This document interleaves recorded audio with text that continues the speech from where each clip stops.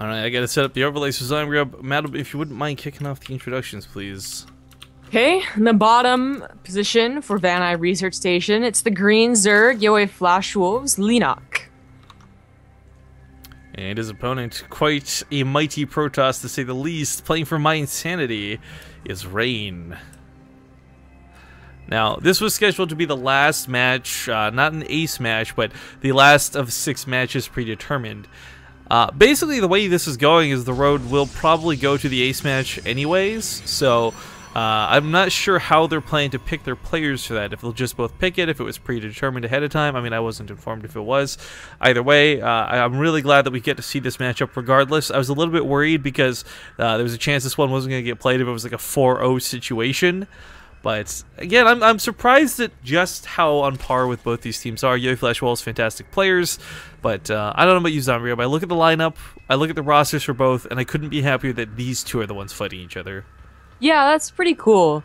Leenock used to be a big favorite of mine back when he was, running in the GSL and he was defeating Naniwa left and right at all these MLGs. I really liked him because he had really interesting play. Unfortunately, the time of Baneling drops versus Protoss, well, anyone I suppose, has, it's come and gone.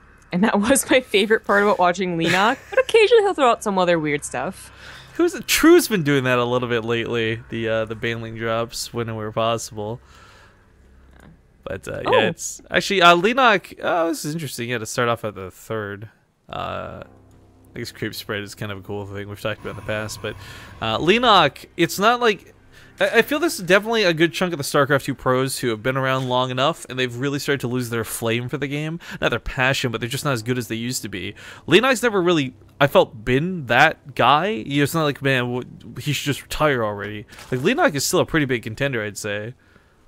Yeah, he never went below, he never dipped down. Even when he didn't, I guess, make it through the Code A, it still felt like he was pretty good. But, yoeFW was an awesome team, and it's awesome that they're playing in Pro League and all that. But they are a team that, has recently taken a few Koreans and then has kind of gotten away from the spotlight, until they signed up with Pro League. You weren't seeing them consistently.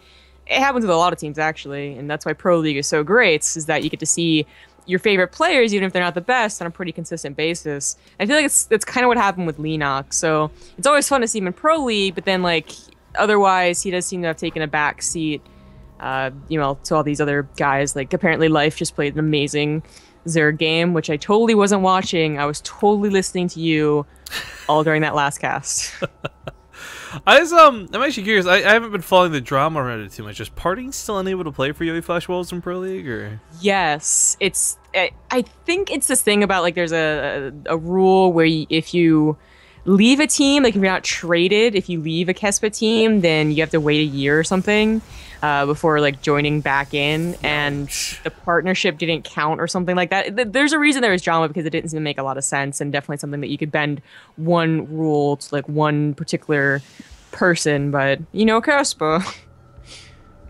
Well, that sucks. Parting's a really fun player to watch. It might explain too why he's been on a bit of a bender here with trying to get prize money from every other tournament, from a Luma League to the Team Look at Mad contest. I think so. I mean, he's been saying, hey, he actually just tried to message me the other day, by the way. He's like, hey, if you know any weaklings, let me know, because I want money.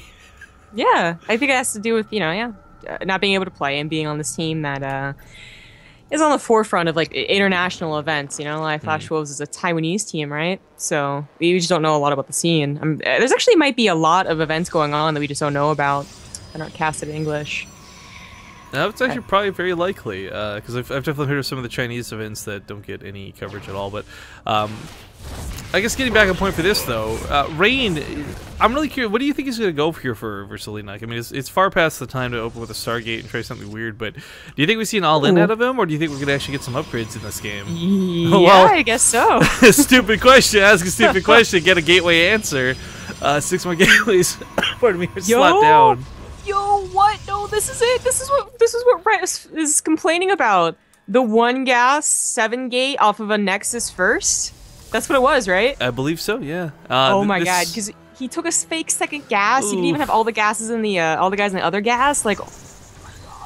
Zombie Girl, what's even worse is he's just invested in 3 Spore Crawlers, expecting there to be either Dark Templar or perhaps more likely ranged units, but This third base is going to go down. Look at the pylon placement. Are you for real? You get wrecked. He's gonna get so wrecked. And what's so terrible about this is that Overlord is right next to the gas guy that's not mining. You see that not mining? In lower leagues, you might be like, wow, how bad are you? But in this league, you're like, okay, something's going on. Actually, it's funny. He went through the dedication to take a fake gas, but actually, Leenock never scouted anything. Right. Nice time for the Mothership Core. That's a huge way to start this off and a good way for Leenock, but this defense is going to be really hard no matter how you look at it. I like that he's not too hesitant to pull the drones. He knows what sort of situation he's in. Roaches have only just begun, but he can't give away too many drones. He's going to have to send this over to the natural and start mining because he needs money if he wants to keep making units to defend with. Zealots are really strong. They're going to fare quite well versus the lanes, but the Roaches have a real chance, but it's that build. It's that build. Ladies and gentlemen, Rain will take the game. Now giving my insanity a very distinct